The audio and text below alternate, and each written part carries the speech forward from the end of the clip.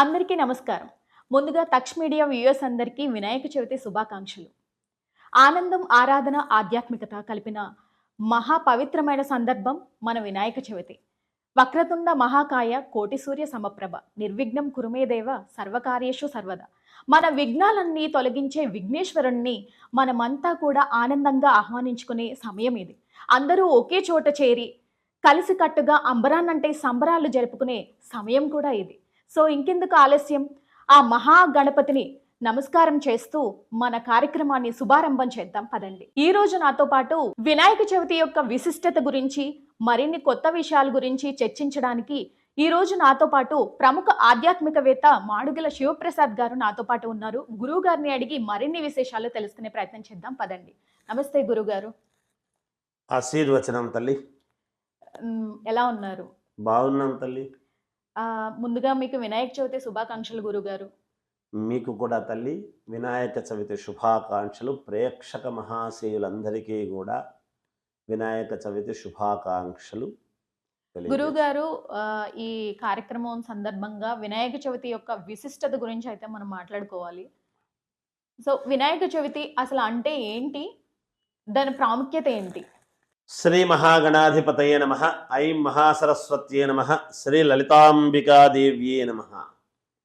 వినాయక చవితి, వినాయక చతుర్థి. ఇప్పుడు భాద్రపద మాసం, శ్రావణం అయిపోతూనే భాద్రపద శుద్ధ చతుర్థి, వినాయక చవితి, శుద్ధ చవితి, వినాయక చవితి అనేటువంటిది మనం పండుగ చేసుకుంటాం. ఇక్కడ శాస్త్రం ఏమిటి అంటే కలవు చండీ వినాయకవు అని. కలియుగములో చండీ అంటే పార్వతీదేవియే. అందువలన చండీదేవికి, పార్వతీదేవికి, తర్వాత వినాయకుడికి మాత్రమే నవరాత్రులు అనేటువంటివి ఉన్నాయి. వినాయక నవరాత్రులు, శారదా శరన్నవరాత్రోత్సవములు అనేటువంటివి, దసరా పండుగ అనేటువంటివి రెండు చాలా ప్రఖ్యాతిగా మొట్టమొదటి నుంచి కూడా మనము చేసుకుంటూ ఉండేటువంటివి. సరే, గుప్త నవరాత్రులు ఉన్నాయి కదా అనేటువంటి ప్రశ్న రావచ్చును, కానీ అది గుప్తము అన్న కారణం అందుకే. అది తెలియకుండా, ఎవరికి తెలియకుండా చేసుకునేటువంటివి గుప్తము అంటాం. కాబట్టి వాటి ప్రాధాన్యత వేరు, వీటిది వేరు. అందరికీ తెలిసి యావత్ ప్రజానీకమంతా పాల్గొని భగవంతుడి యొక్క కృపకు పాత్రులు కావాల్సినటువంటి పండుగలు ఏమిటి అంటే ఈ వినాయక చవితి. ఈసారి వినాయక చవితికి చాలా ప్రాధాన్యత అనేటువంటిది ఉన్నది. అత్యంత ప్రాధాన్యతతో కూడుకొని ఉన్నది. ఎందుకు చెప్తున్నాను ఈ మాట అంటే, హస్తా నక్షత్రం అది గణపతి నక్షత్రం. బుధవారం నాడు, బుధవారము వినాయక చవితి, వినాయకుడికి చాలా ముఖ్యమైనటువంటిది. పైగా ఆ రోజే చవితి, వినాయక చవితి పండుగ ఆ రోజు రావటము. మనము తిథేశ్చ శ్రేమాప్రోతి వారాద్ ఆయుష్యవర్ధనం నక్షత్రాత్ హరతే పాపం అని మనం చెప్పుకుంటున్నాము పంచాంగంలో. తిథి, వార, నక్షత్రము అనేటువంటివి. ఇప్పుడు తిథి, వారము, నక్షత్రము అన్నీ కలిసి వస్తూ ఉండేటువంటిది, అత్యంత ప్రాధాన్యతతో కూడుకొని ఉండేటువంటిది ఈ వినాయక చవితి.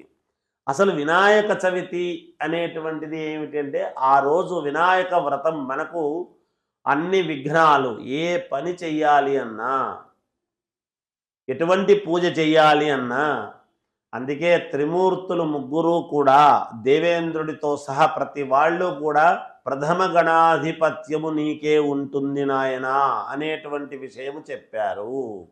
ఎందుకు చెప్పాల్సి వచ్చింది అంటే, ద్విజన్ముడు ద్విముఖుడు కాబట్టి. ఎంతో అందమైనటువంటి సుందరమైనటువంటి రూపముతో పుట్టినటువంటి వినాయకుణ్ణి పరమేశ్వరుడు శిరచ్ఛేదము చేసినటువంటి తర్వాత పార్వతీదేవి కోరిక మేరకు మరి ఈ ఏనుగు తలను తెచ్చి మళ్ళీ పుట్టించడం అనేటువంటిది జరిగినది, బ్రతికించడం అనేది జరిగింది. ఎందుకో అప్పుడు ద్విజన్ముడు ద్విముఖుడు అంటే రెండు జన్మలు రెండు ముఖాలతో పుట్టినటువంటి వాడు అని దాని అర్థం.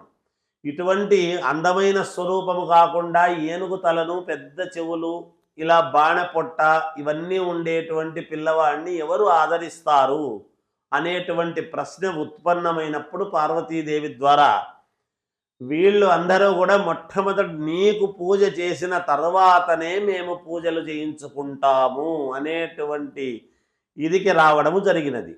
అలా ఆయనకు వరము ఇవ్వటము చేత మొట్టమొదట వినాయకుడికి మనము పూజ చేసుకోవటం అనేది జరుగుతూ ఉన్నది. అవి నవరాత్రులు. మామూలుగా చవితి నుంచి సహజముగా 9 రోజుల పాటు ఏకధాటిగా వినాయకుడి పూజలు చేసుకోవటము జరుగుతూ ఉన్నది. మనము ఆనవాయితీగా మొట్టమొదటి నుంచి కూడా చేసుకుంటూ వస్తూ ఉన్నాము. వినాయకుడి పూజ చేసుకున్నటువంటి దాని వలన ఏమిటి అంటే జ్ఞానము పెరుగుతుంది. ఏ విధముగా జ్ఞానము పెరుగుతుంది? సర్వభూ ప్రపంచాన్ని ఒక్కసారి తిరిగి రాపో, ఎవరు ముందుగా వెళ్ళి వస్తారో వాళ్లకు ప్రథమ గణాధిపత్యం ఇస్తాము అని అంటే, వినాయకుడు ఆయన యొక్క వాహనము ఎలుక, ఎంతసేపని వెళ్ళగలడు?